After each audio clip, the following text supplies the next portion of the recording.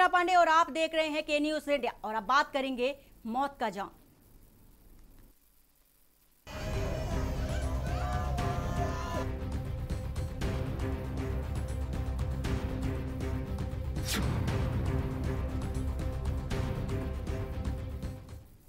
मौत के जाम की बात कर रहे हैं और आगरा से खबर है। जहरीली शराब से आगरा में अब तक 8 लोगों ने जान दे दी है। मरने वालों की संख्या में और हो सकता है इजाफा। जिला प्रशासन की ओर से कहा गया है, जिला प्रशासन आबकारी विभाग मामले को दबाने में जुटा है और वहीं कार्रवाई न करके पोस्टमार्टम रिपोर्ट का इंतजार कर रहा है। थाना डौगी पुलिस बल पीड़ितों को जबरन धमकाने का आरोप लगा रही है और इसके साथ ही आगरा पुलिस ने हिंदू रीति रिवाज की धज्जियां उड़ाई। जीआर हॉस्पिटल से बॉडी को लाकर जबरन कराया अंतिम संस्कार। हाथरस प्रकरण की तरह ही आगरा पुलिस बल कर रही ऐसे कांड। हाथरस प्रकरण की तरह ही पुलिस बल पर भी गंभीर सवाल उठ रहे हैं। देवरी गांव के भी 4 लोगों की मौत हुई है। अब तक हो चुकी है कुल 8 लोगों की मौत। पीड़ित परिजनों ने पुलिस पर आरोप लगाया है। पुलिस ने रात के 2 बजे जबरन अंतिम संस्कार कराया।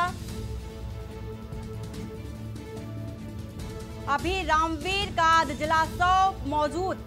थाना डौकी पुलिस पर पीड़ितों का जबरन धमकाने का आरोप है। मरने वालों की संख्या बता दें तो उसमें और भी ज्यादा इजाफा हो सकता है। जिला प्रशासन आबकारी विभाग मामले को दबाने में जुटा है। देवरी गांव के बीच 4 लोगों की मौत हुई है और अब तक कुल 8 लोगों की मौत हो चुकी है। ग्रामीण और पीड़ितों में जबरदस्त रोष और आक्रोश दोनों ही देखने को मिल रहा है। पीड़ितों के परिजनों के बयान झुठलाने में जुटा प्रशासन। सवालों के घेरे में आबकारी अधिकारी नीरेश पलिया की भूमिका। सवालों के घेरे में आबकारी अधिकारी नीरेश पलिया की अहम भूमिका बताई जा रही है। थाना ताजगंज के देवरी में अब तक 8 लोगों की मौत हो चुकी है।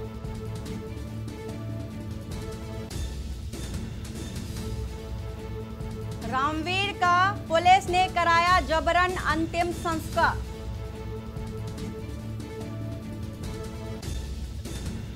रामवीर का पुलिस ने जबरन अंतिम संस्कार कराया है। पुलिस ने रात के 2 बजे जबरन अंतिम संस्कार कराया है। शवदाह स्थल पर भी अभी रामवीर का अधजलासव मौजूद है। थाना डौकी पुलिस पर पीड़ितों को जबरन धमकाने का आरोप लगाया गया है। एक तरफ जहां जहरीली शराब पीने से 8 लोगों की मौत हो चुकी है, वहीं दूसरी ओर पुलिस का ऐसा रवैया बेहद शर्मनाक है।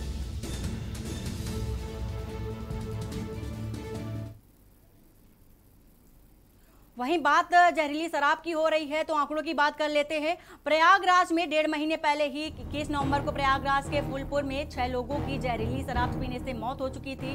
और इसके साथ ही ये जहरीली शराब से जो मौतें हुई हैं सपा सरकार में और भाजपा की सरकार में, इसकी बात कर रहे हैं। 2012 में 18 लोगों की मौत हुई, 2013 में 52 लोगों की मौत हुई और इसके साथ ही सपा की सरकार में कुल मौतें 175, तो वहीं भाजपा की सरकार में अब तक 200 से अधिक मौतें हो चुकी हैं। लखनऊ में बीते 13 नवंबर की बात करें तो लखनऊ में जहरीली शराब पीने से 6 लोगों की मौत हुई थी। और आए दिन शराब पीने से मौतों का जो आंकड़ा है उसमें बढ़ोतरी होती जा रही है। चाहे बात बागपत की करें, मेरठ की करें, कानपुर की करें, प्रयागराज की करें, लखनऊ की करें, हर जगह शराब से मौतों का आंकड़ा बढ़ता जा रहा है। और ये जहरीली शराब, अगर सरकारों की बात करें, सपा सरकार की बात करें या भाजपा सरकार की बात करें, तो 2012 में 18 लोगों की मौत हुई थी। वहीं भाजपा की सरकार की बात करें तो 2017 में 18 लोगों की मौत हुई और कुल मौतों की बात करें तो सपा सरकार में 175 लोगों की मौत हुई और भाजपा की सरकार में 200 से अधिक के मामले बताए जा रहे हैं। 2013 में 52 लोगों की मौत हुई थी सपा की सरकार में। 2014 की बात करें तो 5 लोगों की मौत हुई। 2015 में 59 लोगों की मौत, तो वहीं 2016 में 41 लोगों की मौत हुई थी सपा की सरकार में। भाजपा सरकार की बात करें तो अब तक 200 से अधिक मौतें हो चुकी हैं और 2017 में 18 लोगों की मौत हुई, 2018 में 17 लोगों की मौत हुई।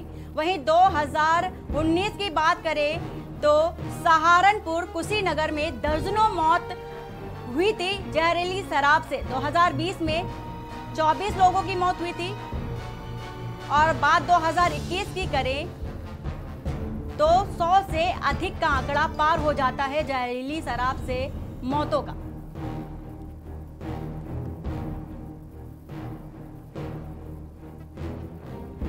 ये दो सरकारों के आंकड़े हैं आपके सामने। सपा की सरकार और भाजपा की सरकार की बात कर रहे हैं तो सपा की सरकार में 175 से अधिक मौतें हुई और भाजपा की सरकार में जहरीली शराब पीने से अब तक 200 से अधिक मौतें हो चुकी हैं। हालांकि हर बार एक्शन लिया जाता है लेकिन बात वहीं की वहीं रह जाती है। मौतों का आंकड़ा बढ़ता जा रहा है और जो परिवार हैं वो उजड़ते जा रहे हैं।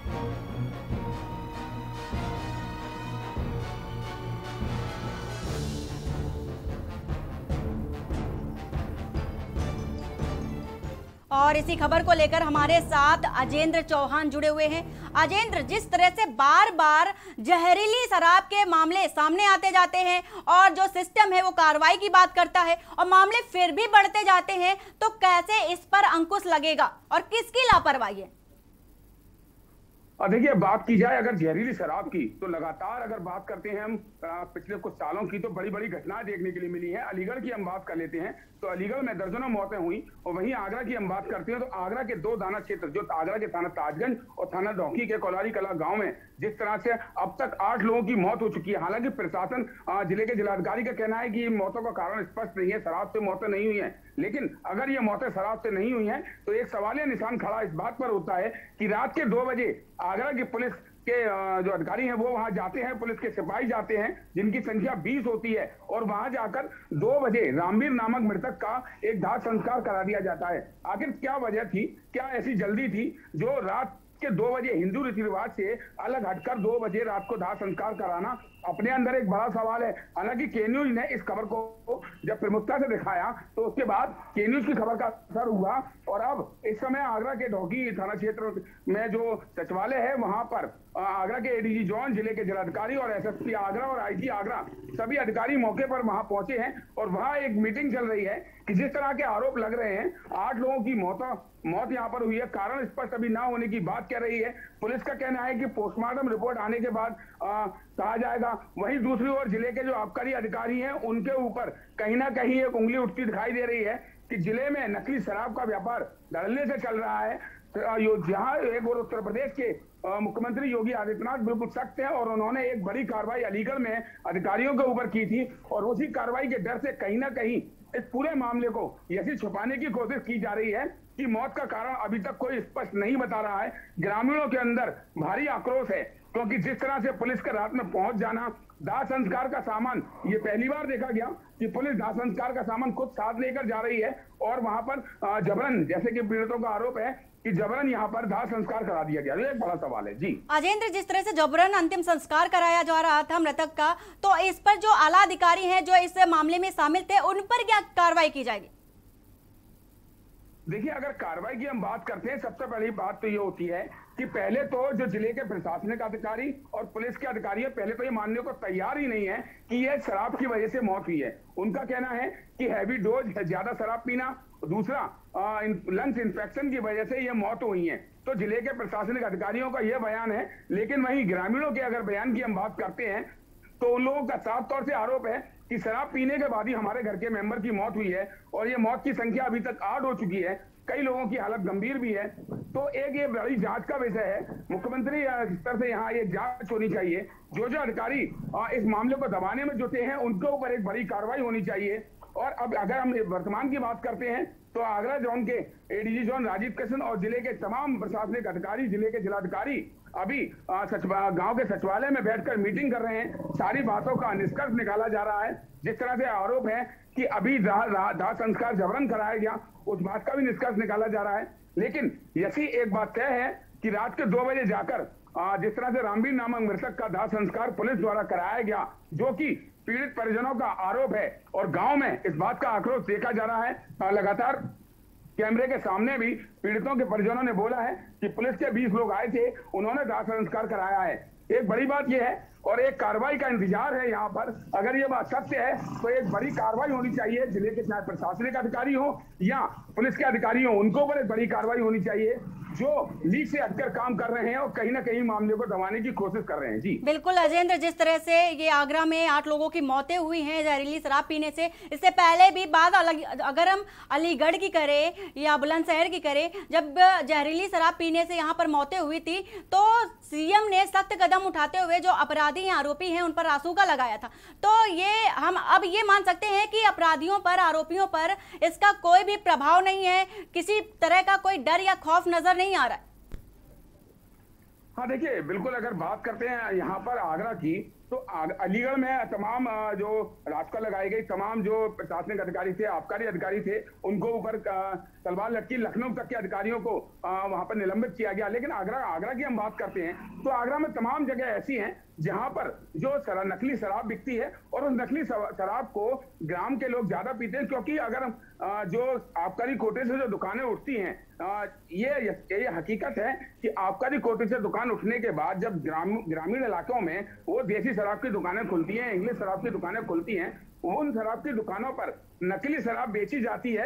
और ऐसा नहीं है कि इस बात की जानकारी शायद बिल्कुल अजेंद्र, जो जहरीली शराब है, वो नकली जो शराब है, वो दुकानों में धड़ल्ले से बेची जा रही है, पर इसमें सिस्टम अनदेखी कर रहा है। यही कारण है जो आए दिन जो जहरीली शराब है उसको पीने से लोगों की मौतें हो रही हैं। जानकारी देने के लिए आपका बहुत बहुत शुक्रिया। तो खबर आपको बता रहे थे कि किस तरह से जहरीली शराब पीने से 8 लोगों की मौत हो गई है और जिला प्रशासन आबकारी विभाग मामले को दबाने में जुटा हुआ है।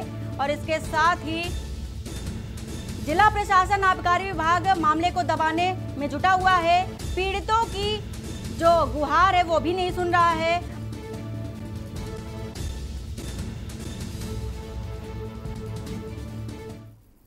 और अब बात करेंगे श्रद्धांजलि पर बवाल। उत्तर प्रदेश के पूर्व मुख्यमंत्री कल्याण सिंह के